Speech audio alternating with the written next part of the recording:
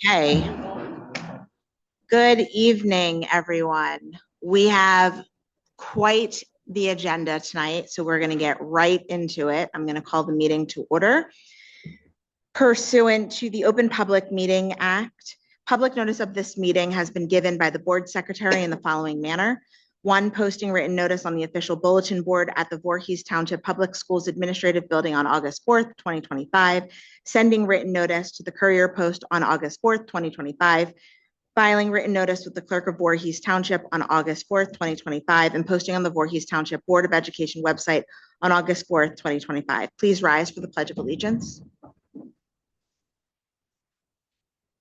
Pledge allegiance to the flag of the United States of America and to the republic for which it stands, one nation, under God, indivisible, with liberty and justice for all.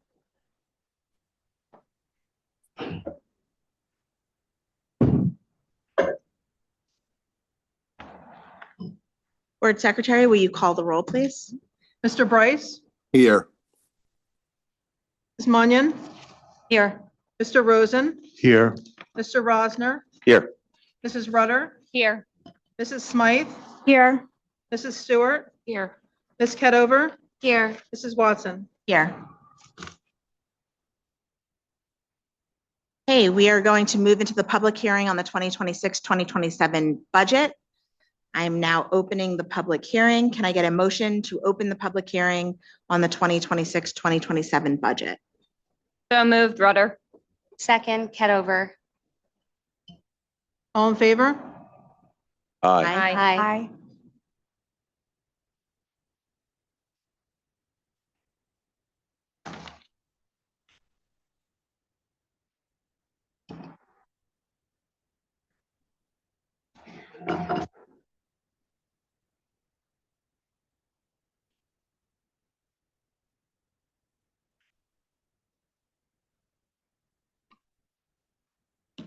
Good evening, board and members of the public.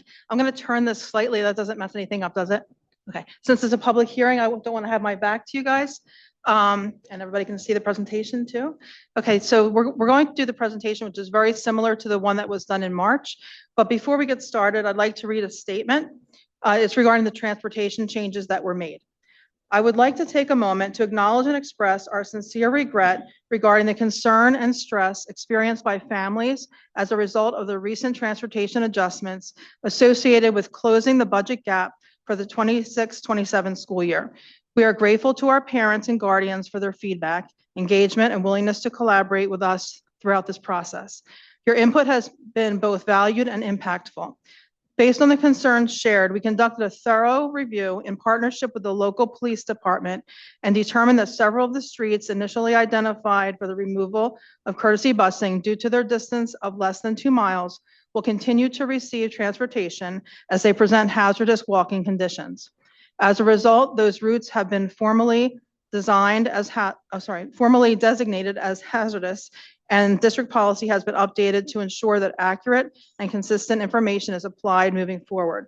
While we regret the inconvenience this process has caused, we want to assure our families that decisions are now grounded in verified data and student safety remains our highest priority. Additionally, we would like to extend our understanding to the families on the 12 streets that will transition back to Osage Elementary School. This adjustment is necessary to alleviate enrollment pressures at E.T. Hamilton Elementary School and to ensure that Victory Commons students can be appropriately accommodated.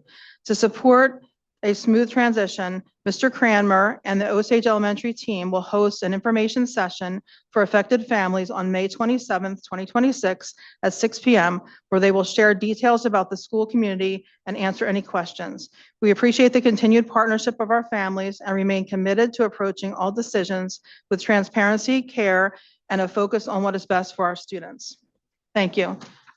Okay, we'll start the actual budget presentation now. Okay, so as we started the budget, the budget process is like a year-long process, but we really get into looking at the numbers in January. So step one of the process, we look at the revenue side and the expenditure side. And we kind of take worst case scenario for revenue, where we look at things pretty much staying flat state aid, 2% tax levy, and other revenue items like interest and miscellaneous staying the flat from the last year.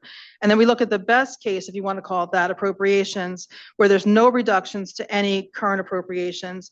All requested items are included, contractual salaries are rolled forward, and we anticipate the increase in healthcare, transportation, utilities, and insurance. For a lot of contracts, the state gives us the CPI, and that's how much the contracts can go up for transportation. For healthcare, we always have to wait to get those numbers from our school's health insurance fund. So at that point, we didn't know what it would be. In doing that scenario, we had a budget gap of $6.4 million, which is a scary place to start. But we know that at that point, we start looking at all the pieces and chipping away. So step 2, we analyze revenues and appropriations for possible reductions. I handle a lot of the revenue side. Danielle Curie, my assistant business administrator, handles a lot of the appropriations side. And so we both kind of tackled that. So what we did on the revenue side, we looked at interest, the actual interest that we earned in 24-25. So we increased that budget amount. So that made the revenue side higher. We also included in our revenue budget the rental income that we get at ECDC from Gibbsboro. And we also leased the 2 buses that we got with COVID money. We leased them to TNL, and then they drive them on our routes and also on Eastern's routes. So that increased that side of the budget. On the appropriation side of the budget, we reviewed all line items and reduced wherever we could reduce based on actuals that we had in 24-25. We adjusted salary lines for the announced retirements that we knew at that time, which is probably around late January, early February. And we adjusted the healthcare and other insurance to reflect the actual provider rate increases. So we're part of what's called a JIF and part of a SHIF. They're like joint insurance pools. The SHIF is the school's health insurance fund. We're not part of state health benefits. And the JIF is a joint insurance fund of many school districts as well. So the state health benefits is going up 31.9%. We're not part of that. We're part of the SHIF. Ours went up based on experience rating of 16%. So still high, but a lot better than state health benefits. The burden of that is really in the budget because with Chapter 78, the premiums that the employees pay is a percentage of their salary, a percentage of their premium. And then Chapter 44, it's a percentage of the salary. So when it goes up 16%, it doesn't really affect the employees, it affects the budget. So that got us down to a $3.8 million budget gap. So then back to the drawing board again. Step 3, we said, let's make a list. We did a spreadsheet of any possible cuts that we could come up with. We meet in cabinet with Dr. Hackett, Mr. Moskowitz, Dr. Alegria. We look at anything we can think of, and we have a whole list of items, price them out and say, what can we do that would have the least impact on staffing and instruction, because we care about instruction, we care about everything, but we don't want to impact that if we don't have to. So what we did is we said, well, you know, we can allocate some utilities and transportation to PIA. So preschool, that budget is a separate budget altogether. We get state aid money for PIA, and you are allowed in their budget requirements to allocate utilities if it's in that building where they're situated, which that's pretty easy to understand when you have a building for them. And also transportation, we can allocate some of the transportation to that grant money. Also, we have enterprise funds, which are CER and food service. We allocated some of the utilities to that based on square footage. We also, we have some items that we lease purchase, which is just another word for financing. So we will finance HVAC equipment, like large dollar items. A lot of technology we finance. We do it over the economic useful life of that asset. It could be 3 years, it could be 5 years. So I looked at how it was all falling over the next 5 years. And this year and next year were high, and then it kind of drops off just based on the timing. So we were going into a new lease purchase for replacement of iPads. And again, they divided it by 5 years. And so I approached them and I said, can you maybe restructure this? Because I'm trying to make mine even each year and make 2 low payments the first 2 years and then higher the last 3. They said yes. So that was approved last board meeting. And then I approached one that we were already with for HVAC and computers. And I said, you know, we still have it over the 5 years. I just want to change my payment structure. They agreed. That's on the agenda tonight under 18.34. So what it does is it evens out the hit to the budget. It doesn't change the overall amount that we're really paying, but it takes it from like $1.2 million this year to 928,000. So it just kind of pushes it down, not kicking the can down the road, but just evening it out so each budget year is more stable. So that got us down to 1.79 million. And at that point, we did not have state aid yet. And everybody hopes for large increases in state aid. You hope that you don't get a cut in state aid. State aid was released a couple of weeks later than usual, because whenever there's a new governor, they give the governor 2 more weeks, which is only fair, I would say. So the state aid numbers, instead of being released the 2 days after the budget address, which is usually the last Thursday of February, we got those state aid numbers March 12th. And we had an increase of $5,795. So really, that's kind of like a flat state aid. It's a little bit, but not that much. But again, anytime it doesn't go down, we're happy. So that reduced the budget gap to 1,786,000. So then we're like, okay, now what do we do? There's also mechanisms in this DOE calculations for what they call banked cap. So like the year it happens, it's an adjustment. If you don't use it, it goes into banked cap. And some of the areas that they have this calculation for are for healthcare and enrollment. So because our healthcare went up, even though it's less than the state health benefits, there's a calculation that figures out how much did it go up from last year, what's the 2% increase from last year, how does it compare to state health benefits, what's the lesser of the two difference. So ours came out to $1,916,680 for the healthcare cost increase, and the enrollment increase. They look at your enrollment, how it's going up, they weight it, it came to 54,000. So we had a potential adjustment of 1,971,000, which would go into banked cap, or we could use some of it. We said, let's close the remaining gap of 1,786,725 with the healthcare adjustment money, because our biggest increase was healthcare. It was about $2 million. So it only is right to kind of offset that with this adjustment. That's why the state has it there. And I don't know if you've read the papers or seen any of the other news. Most districts in this, and probably in the state, but in this area, I know, have used this adjustment as well, because healthcare is just so high. So that's where a lot of the districts are at this point. Okay. So then we had a balanced budget. Now, between between the meeting in March, we have to get the budget approved to submit to the county. They review it, they approve it, it comes to this is a public hearing. If there's any changes between the approved budget by the county and what we're presenting tonight, it has to be mentioned in the public hearing. So in working with what I read, that my first statement about the transportation changes, we had read our policy. We wanted to tighten up things where we were not transporting courtesy busing. But in the meantime, we did get feedback, and we did meet with the police and determine that some of this busing that's 2 miles or less is really crossing, or the student would have to travel on a hazardous road, which was not in our policy. Like one of the roads in particular was Ashton. That was not listed in our policy as a hazardous road, but when it was brought to our attention, and the police said, yes, it is hazardous. And the hazardous definition could be, it's windy, there's blind spots, maybe there's no sidewalk. There's various reasons why something would be labeled hazardous. So we added that to our policy, because we said, the police say it is, we believe it is. It was never documented that it was. So we said, we need to reinstate those 3 bus routes. And then there were some other ones involved too. So when in doing that, we then had to come up with the whole, because as you're putting those routes back in, you have to come up with a difference. So this slide here shows how we came up with the difference. We had more retirements from when we started the process to now. We had some more retirements. So these represent 2 retirements. The state requires us, when we budget for an open position, we have to budget at step 1. That's what they make you do. So you budget at step 1. If someone leaves, the difference is the breakage. So by 2 people leaving, we had breakage of these 2 amounts, the 49,402, the 36,010. And we have to designate the line item that it came from. These are account numbers that that Danielle and I recognize, and that we have to go into our budget software, change it, and resubmit it to the county, showing where the changes happened. The other change is in transportation, and has a P on the end of the account. That's because it's preschool transportation. So one of the things we've been working really hard at, and it's our registrar and also our coordinator of transportation, they've been working very diligently as the preschool registrations have come in.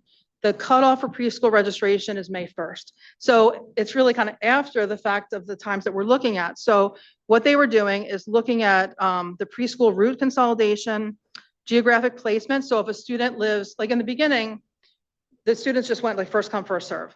And then we had, the new school was finished, so they might be crossing the town to get there. So at this point, they're saying if somebody lives near Crescent, they're going to assign them to Crescent. If they live near TLC, they assign them to TLC. So they're really trying to make the bus routes shorter, more condensed, so that they've done that. They're still working on that. So there's route consolidation, geographic placement, and the retirement breakage. So the preschool has alleviated 162,701. So the combination of those three things then went into the regular transportation line, which just doesn't have a P on the end. So from the state standpoint, those two accounts collapse. They just see it as transportation. They don't see it as preschool or regular. We see that internally. So that's how we were able to balance the budget again after putting some routes back. But these are things that we need to change in the online budget. It doesn't change what we're voting on tonight. It just changes line items, and that's required of us to go in and do that. So I just want to make sure everybody knew that. Plus, I'm required to read that into the record. All right, so then that leads us to how the tax levy piece. Also in the state calculations, they come up with a fair share of local tax levy for every district. And it's based on the ratables in your town and the income in your town over like an average of maybe 3 years. They have a whole formula for it. So based on that, they say that Voorhees Township School District or Voorhees Township should contribute $61,871,474 in the local tax levy. But there's also a calculation of how you get there. You can't just raise taxes some enormous amount of money in 1 year. You can't. There's a formula for that. So the maximum our levy could be is $56,535,951. The normal 2% got us $54 million. The adjustment that I mentioned for healthcare is $1,786,000. So the combined tax levy is $56,351,522. That's that bottom number. So that's the tax levy that we have included in our budget. And I'll talk more about that in a minute.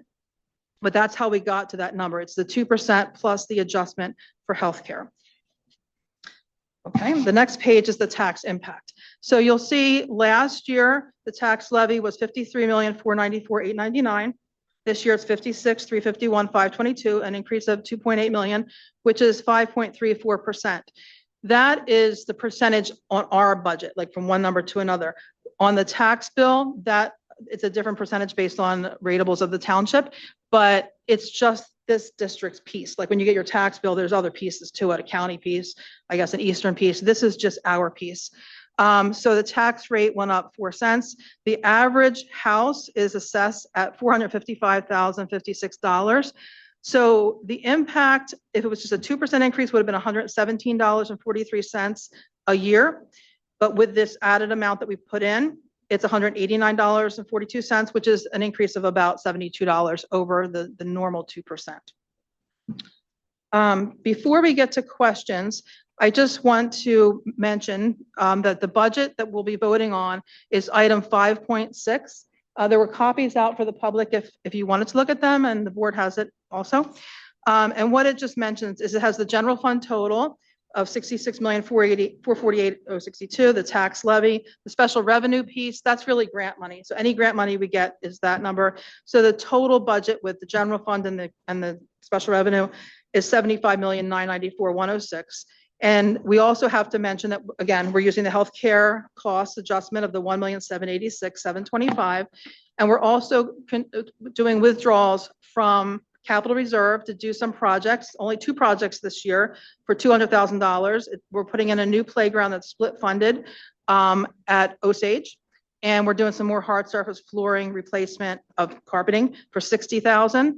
And our maintenance reserve, we're taking $454,199 out of that. And that just goes to offset required maintenance. There was only $91 left in our emergency reserve, and that can only be used for 2 things. It could be used for security items or healthcare costs. So we're putting that towards healthcare. And we also have to do a motion to approve travel amounts. And that really represents professional development travel. So these are required things that we have to put in our motion, and we turn this into the county as well. So the reason why I'm reading it is just because it'll be in the record and they'll know I covered it. And it's also in the agenda.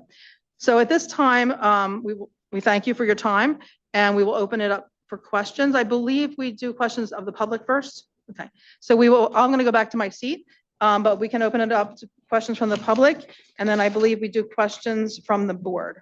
But thank you very much. Thank you. Thank you very much for that presentation, Mrs. Haley. We're now going to open for public comment on the 2026-2027 budget only.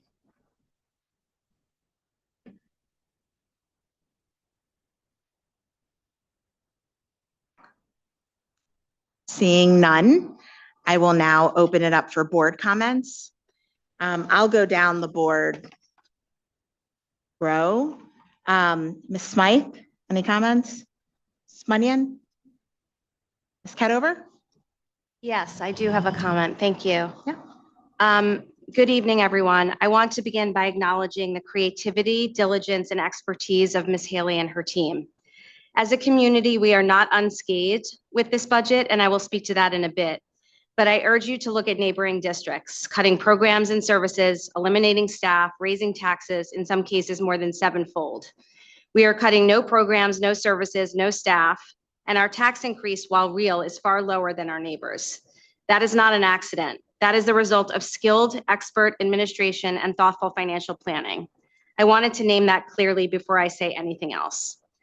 That said, I would be remiss not to speak to the impacts of this budget on some key stakeholders, our taxpayers and the parents, guardians, and families of Voorhees students. On the tax increase, I wish we didn't have to do it. I really do. Taxes have been flat for years, and I'm proud of that. But I want to acknowledge that we have been repeatedly told we do not pay our fair share as a community. So flat state aid this year, I personally considered a relief because in my view, it could easily have gone down. The state aid formula is a labyrinth, shockingly opaque even to the brightest financial and mathematical minds, and I will be the first to say I do not count myself among that group. It is always guesswork. I'll use this moment to make a clear plea for more simplicity and transparency around this process at the state level. But I digress. Where we landed was a binary choice: cut programs, services, and staff, or raise taxes. I stand behind the choice to raise taxes, though not without some heaviness of heart. On redistricting, the reassignment of some Hamilton families to Osage. To those families, I am truly sorry for the disruption this causes. I want you to hear that I am fully present to the real and painful consequences.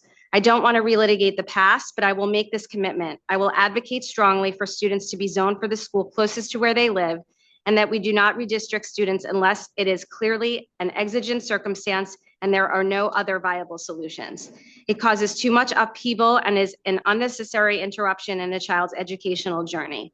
I apologize from my heart. On the courtesy busing issue, this has been resolved, and in my view, very favorably. I want to apologize to every family that experienced confusion, unclear messaging, and distress as we work through it. Thank you for your grace and patience, even if you're willing to give it retroactively. I do stand by the idea of prioritizing programs, services, and staff, but want to acknowledge that losing busing is a hardship that goes beyond inconvenience. Taking a benefit away, even in the absence of the legal entitlement to that benefit, causes pain, and any decision to do that should not be made lightly and must be made fairly and equitably. I support this budget, holding two things at once: heaviness because these decisions affect real people, negatively, my neighbors, my friends, and my community, and conviction because I believe this budget represents the best available choices in an extremely unforgiving and inhospitable economic climate. Thank you. I don't think anybody could have said it more beautifully. Ditto is the best thing that I could possibly say. I do want to say, personally, I have a sibling who is a teacher in Cherry Hill who was cut because of the budget cuts. And I am personally feeling how traumatizing that is. And even if you end up tenured and you're in a different role, it's not the same. Cutting computer science and Spanish, things that these children need, quite frankly, is devastating to the community. And I'm so incredibly proud that we made the right decision in Voorhees. I know it's not easy, and none of us ever want to raise taxes, but if it means that we get to keep our teachers and our programs and our kids safe in school, then so be it. So I cannot reiterate enough how incredibly proud I am of this decision, no matter how hard it was. And I want to also say thank you to Helen and her team and to the finance committee, because this was a lot of work. It was a lot of meetings, it was a lot of time, it was a lot of creativity, and I am immeasurably thankful and grateful for the great minds that I put on that committee. I did it, I picked the right people because they did an amazing job. All right, any other board comments? Mr. Rosen, Mr. Rasner? Everyone said beautiful things, and I agree with them. Thanks. Ms. Rutter? And there's nothing left for me to say. Great. Thank you all. Okay, can I get, right, we're moving, wait, am I missing something? Right, okay. Can I get a motion to close the public hearing on the 2026-2027 budget? So moved, Rosner. Second, Munyon. All in favor? Aye. Aye. Aye. Carries. Now we have to do this, right? We have, No, I'm done. we have to make a motion to vote on the actual budget. Right, okay. All right. And I just use this? Sorry, I'm working my way through this. Can Yes. I get a motion to approve item number 5.6, the budget for the 2026-2027 school year, and all of the information attached? So moved, Munyon. Second, Kedover. Online voting is open.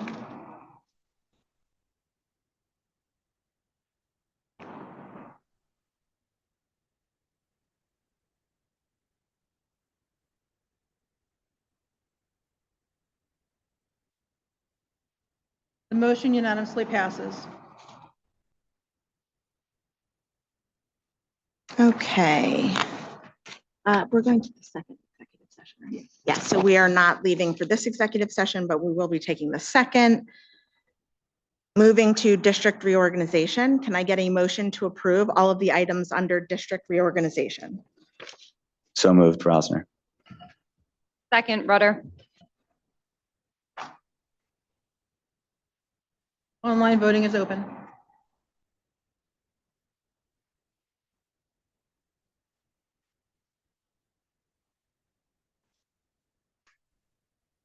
The motion unanimously passes. Can I get a motion to approve the minutes from the March 18th, 2026 regular board meeting, both regular and executive session, please? So moved, Stewart. Second, Kedover. Online voting is open.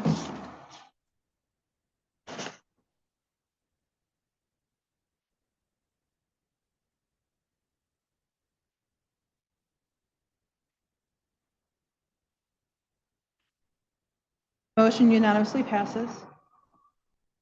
Can I get a motion to approve the minutes of the April 28th, 2026 special board meeting, both regular and executive session? So moved, Rudder. Second, Rosner.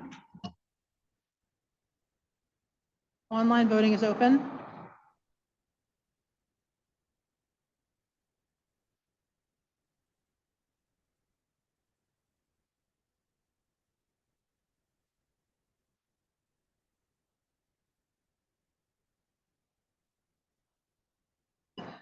There are 8 yeses and 1 abstention from Mr. Rosen. Motion passes. Items under information, no further president comments. Fire drills and safety drills are on the attached. The harassment, intimidation, bullying report on the attached, as well as suspensions. We had a bunch of Oprah requests, which have all been closed, all but one has been closed out, which was received, the last one was received more recently. Maintenance project, board secretary. Okay, thank you. As usual, our Buildings and Grounds Department was very busy over spring break, so we always thank them for everything they've done. Mr. Higgs has provided me a list of the items that were completed. There were 5 new classroom HVAC units were installed at Signal Hill. Paging intercom system at VMS was replaced with an upgraded unit. Multiple sections of concrete were replaced at Osage. Gym equipment inspections were completed for all the buildings in the district. Glass replacement was completed at ET Hamilton in the main office, and HVAC filters were replaced at all buildings in the district.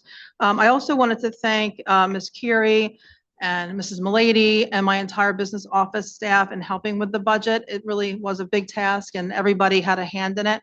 So I really appreciate your hard work. Thank you. Thank you. Superintendent's report. Hey, thank you very much. Good evening, everyone. I want to echo the sentiments of Ms. Haley and Ms. Ketover regarding transportation, and like to extend my sincere thanks to our parents who reached out to us with their voice. They voiced their concerns, we heard them, and we took immediate steps to investigate. Their engagement helped us to refine our data and keep our commitment to safety very strong, even as we navigate fiscal challenges. By formalizing these hazardous designations in our policy, we now have a solid data-backed foundation that keeps student well-being at the forefront of every budget conversation. And on that same note of prioritizing our students, I want to address the redistricting of the 12 streets from ET Hamilton to Osage. I understand the weight of this change, and I extend my sincere regrets for the disruption it causes. Our goal is to ensure that class sizes across the district remain conducive to high-quality teaching and learning for every child. And I encourage all of our families to attend the Osage session held at Osage on May 27th at 6 p.m. Flyers will be distributed very soon to those parents. And I also want to acknowledge that this week is Teacher Appreciation Week, and I see many of our staff here this evening in my favorite color, red. You look gorgeous. So during this week, we celebrate Teacher Appreciation Week, a time to recognize and honor the lasting impact our teachers make every single day.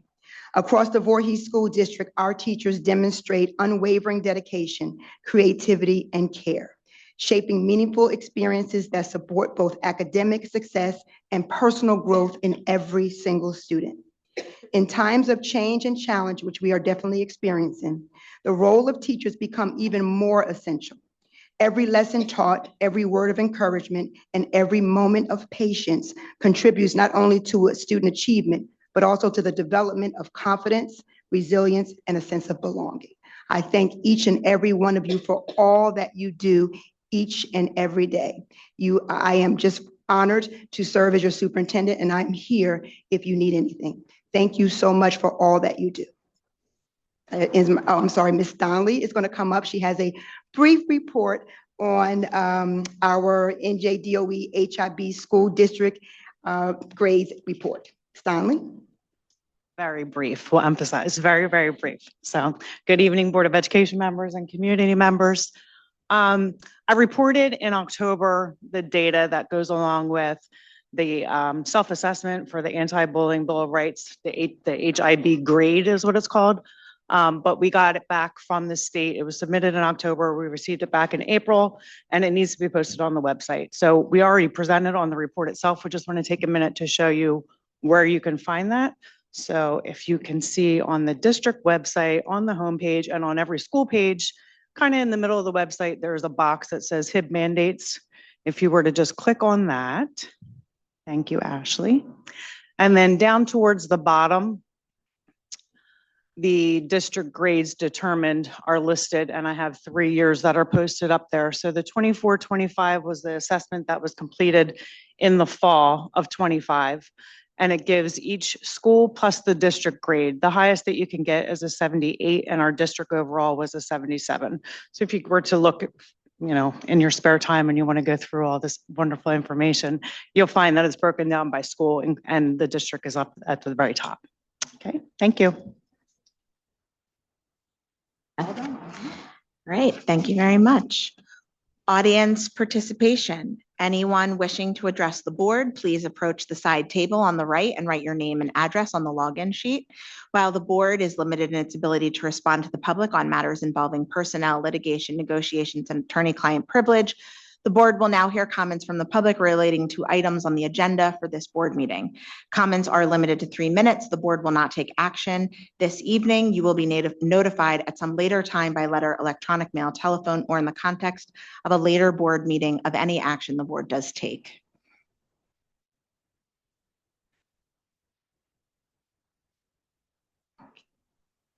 Okay. Moving into the business portion of the meeting. As we move into the business portion of our meeting, we want to recognize that it may appear as if the board takes action with very little comment, and in many cases, a unanimous vote. Before an item is placed on the board agenda, it is thoroughly reviewed by the superintendent and administration. The superintendent then presents the recommended action to the appropriate board committee and works with the committee to ensure that the members fully understand the recommendation. Once the committee is satisfied, the item is placed on the board agenda for discussion and action at the public meeting. Board agendas are made available to board members several days in advance of the meeting, giving us ample time to review the agenda and have all of our questions answered. Further, we are kept up to date between meetings on the ongoing work of the administration and the important issues in the district. All of these efforts ensure that we are well informed and prepared to take action at our meetings. Moving to the policy committee report and action items. Ms. Branch Stewart, can you please provide a policy committee update? Certainly. The policy committee met on April 28th for an hour. Dr. Hackett, Mr. Moskowitz, and board members Monica Watson, Jason Bryce, Crystal Munyon, and I were present.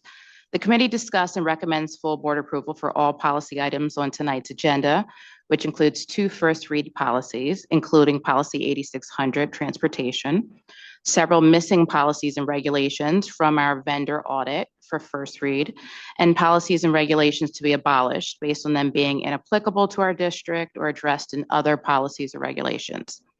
In regard to the missing policies and regulations for first read from the audit on the agenda, I specifically note that our review of policy 7424 bed bugs is not in response to an actual district issue with or outbreak of bed bugs.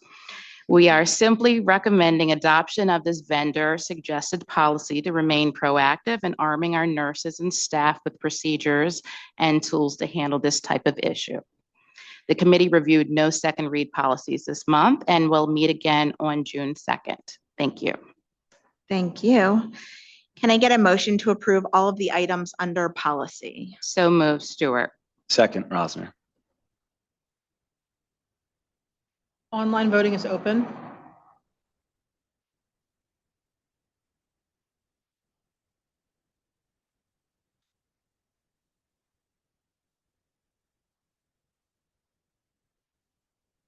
Motion unanimously passes. Ms. Fretter, can I get an academic excellence report, please? The Academic Excellence Committee met on Monday, April 27th for about an hour. It was myself, Ms. Kedover, Ms. Smythe, Ms. Branch Stewart, Dr. Hackett, and Mr. Moskowitz. We had a lot of good conversations.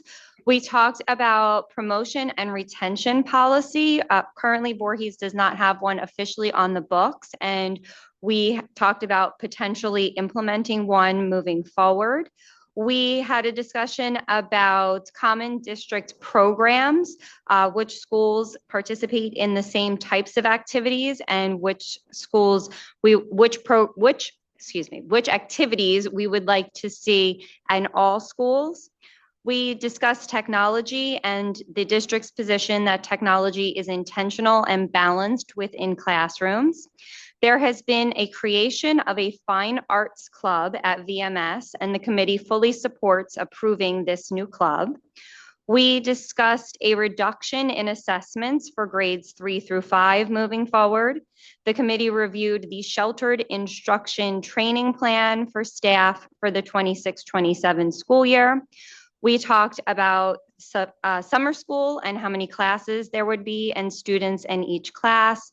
And then examples were provided by the district of lessons taught to students on internet safety. Our next meeting will be Monday, June 1st. Thank you. Thank you. Can I get a motion to approve all items under curriculum? So moved, Rosner. Second, Rudder. Online voting is open.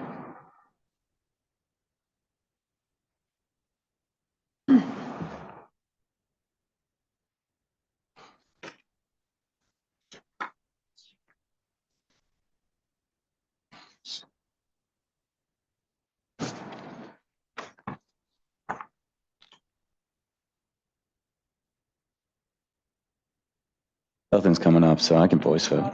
Yes. Oh, here it is. The motion unanimously passes. Mr. Rasner, can I get an update on the Personnel Committee, please? Yes.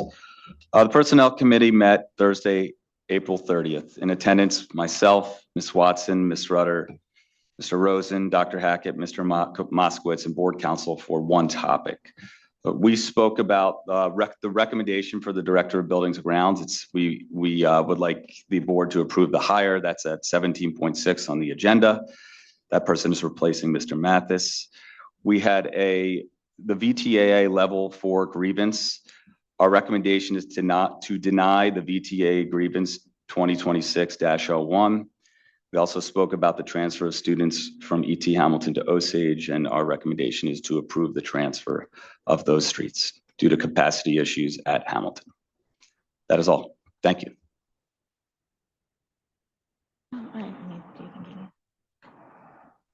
Thank you so much. Can I get a motion to approve the items under personnel? So moved, Rudder. Yep. Second, Rosen. Online voting is open.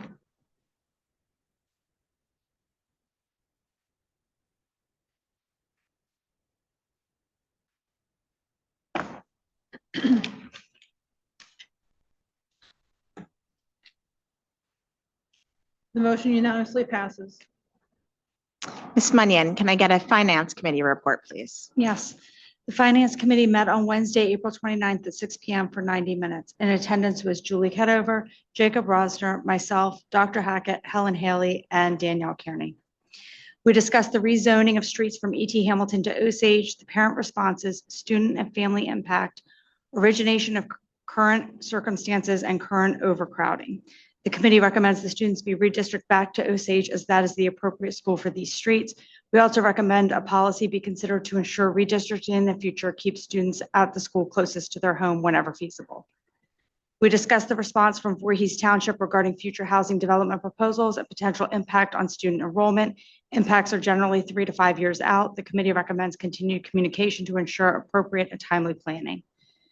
We discussed maintenance RFPs for time and material bids based on new state law requirements. We discussed budget updates, including tax rate increases borne by surrounding districts, with Voorhees tax impacts being significantly lower than the majority of other towns, no loss of teaching staff or student services, and restoration of previously reduced courtesy busing for both E.T. Hamilton and Signal Hill due to the hazardous road designations. Preschool busing will now mirror the remainder of the town, with student enrollment being at the location closest to the student's home, which enables us to realize savings. Additional savings have been achieved through new retiree announcements. The committee recommends approval of the updated budget. We discussed the long-range facilities plan updated for 2026-2027, which determines the maximum amount that can be in the capital reserve account and potential future projects the district may need to consider. The balance of our capital reserve account is now $1,881,000. We discussed progress payments for current construction projects, including sewer project, the VEC, DC, and the ROD grant projects. We discussed the food service RFP responses. It is proposed to remain with the current vendor and maintain current meal prices. We discussed the renewal of service contracts. We discussed the donation of $10,000 by E.T. Hamilton PFA to cover the cost of busing for field trips. And we discussed the submission of grant applications for the Focus Continuation Grant and the School Lead Filters Program for filtered bottle filling stations and filtered faucets. Our next committee meeting is on Wednesday, June 3rd at 6 p.m. Thank you very much. Can I get a motion to approve all of the items under finance? So moved, Rosner. Second, Stewart. Online voting is open.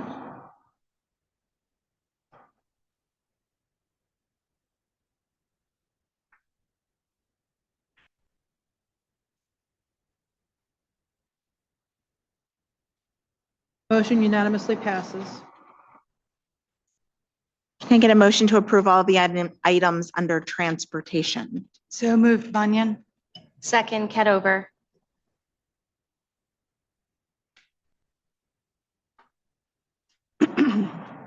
Online voting is open.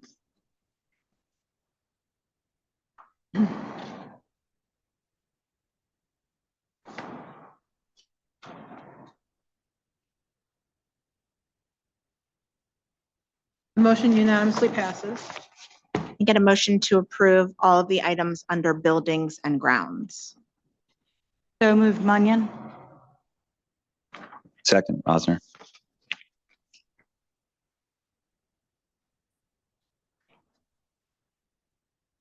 Online voting is open.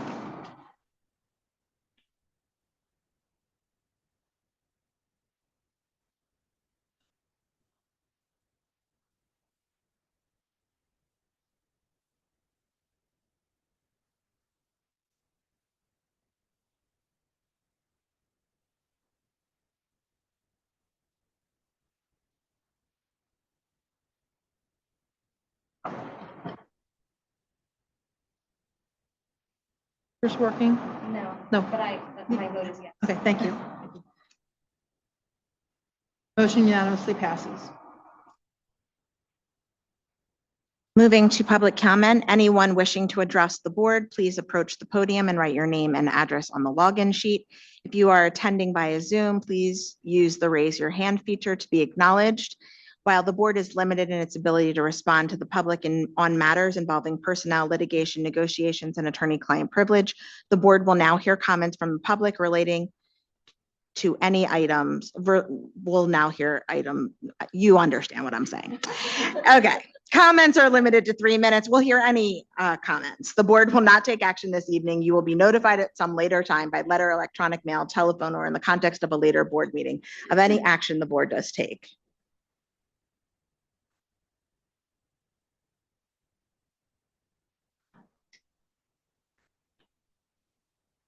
Good evening, members of the board.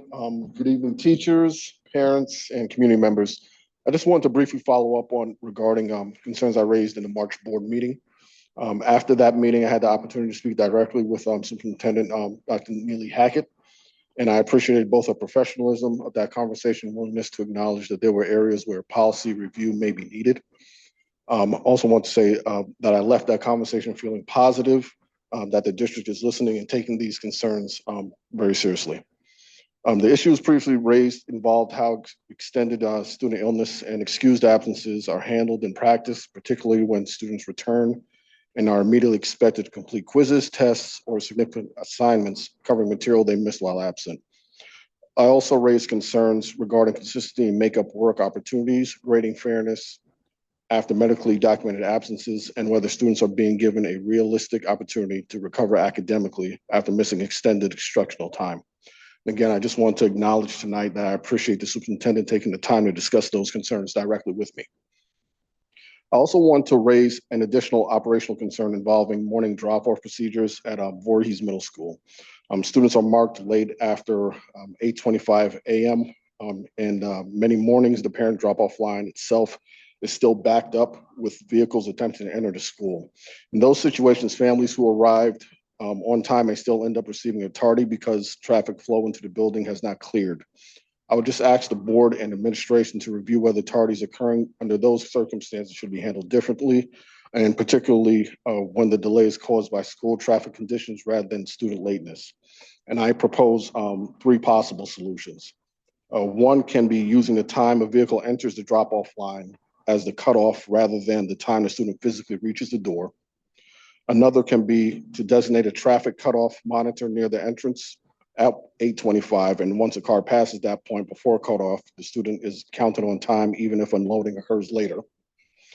And the third is assigning staff to monitor and timestamp vehicles entering the drop-off area after a certain point each morning.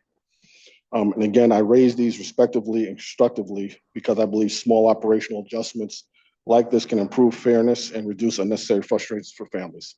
Thank you. Thank you very much. And I first thank you for your service. Second, thank you so much for coming with solutions. Amazing. I love that. I'm sure Dr. Hackett loves that.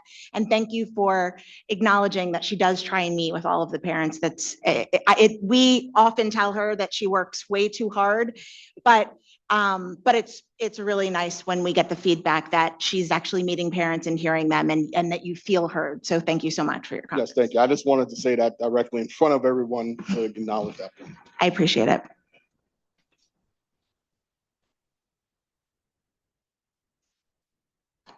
Good evening, everyone. Evening. My name is Michaela Black, and I am a mother of a 5-year-old son diagnosed with level 1 autism and ADHD, currently at ECDC Pre-K 4. He is classified as a preschooler with a disability, and next year he should be entering kindergarten in this district. Due to limited special education options, we are being told our only viable option is an out-of-district placement at a cost to this district of roughly $55,000 a year. All because there is not an appropriate in-district placement that meets him right in the middle. And my son is not an outlier. Districts across New Jersey collectively spend hundreds of millions of dollars each year on out-of-district placements, often because in-district programs have not kept pace with the evolving needs of students. This is not a human issue, it is a fiscal one. Right now, there's a missed opportunity to build programs that could support many ASD and ADHD students starting in Pre-K 3 right here in Voorhees. This school year, we were given 2 options: inclusion, which was extremely overwhelming and unsupported, and a more restrictive pullout program designed for significantly special needs. All types of programs were denied for my son. There is no true middle ground, and as a result, my son has made little meaningful progress. He has experienced turmoil, significant stress, and dysregulation in environments not made for him. Our family feels this impact every day. We have been told repeatedly not enough staff or funding, and that his profile is too new, according to the Director of Special Services. But our children and their needs are not new. What is missing is infrastructure to support him.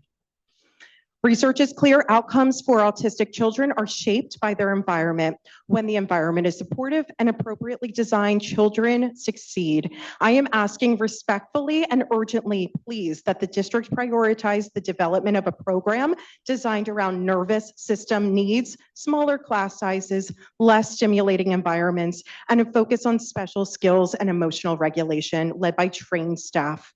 I also want to express my strong support for the proposal emotional regulation impairment class.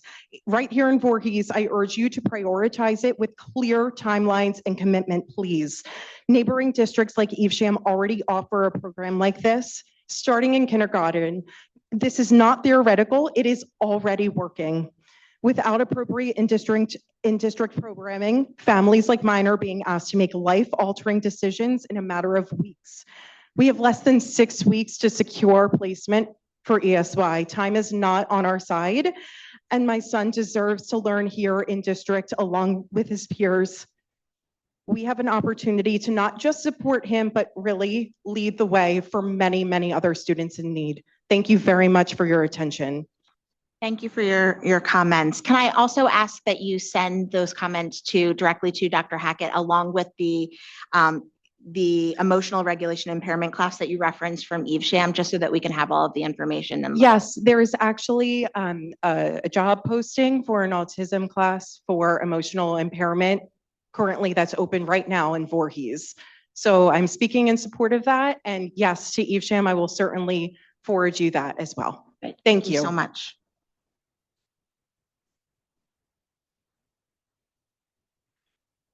Good evening.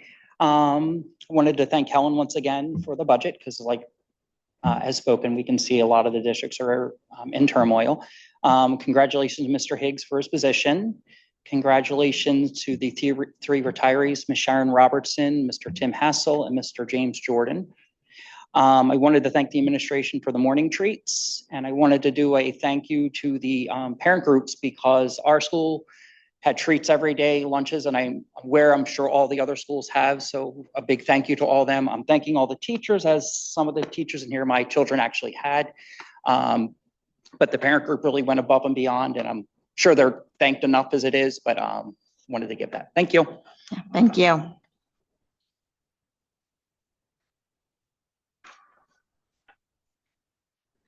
Okay, seeing no other comments. On behalf of the board, we all want to congratulate and welcome Mr. Higgs. You have very big shoes to fill, but I'm sure you're going to do an excellent job of it. We are very excited to welcome you and give you any support that you need in your new role. We also want to provide congratulations to the 3 retirees.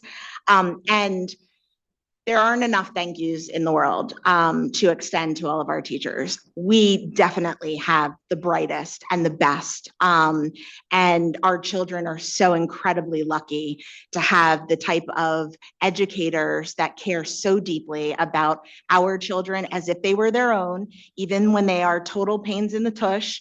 And I think that it is a testament that we wanted to make sure that you were all protected, and that's because you are such incredibly quality educators. So thank you, thank you, thank you, and thank you to all of our faculty and parent organizations. I know specifically many of them that spent tons of time putting together all of those treats and special gifts for all of you. And it was to show you that we care deeply and we want to let you know that we are incredibly appreciative. Any other board comments?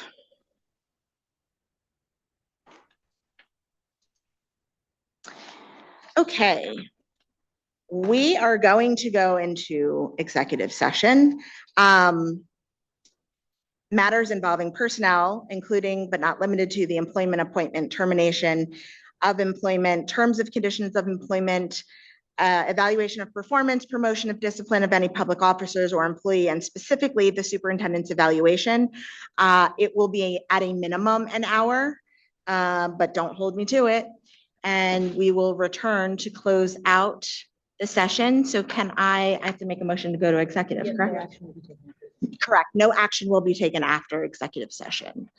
Can I get a motion to adjourn to executive session? So moved, Rudder. Second, Stewart. All in favor? Aye. Aye. Like, tell me what to do. Can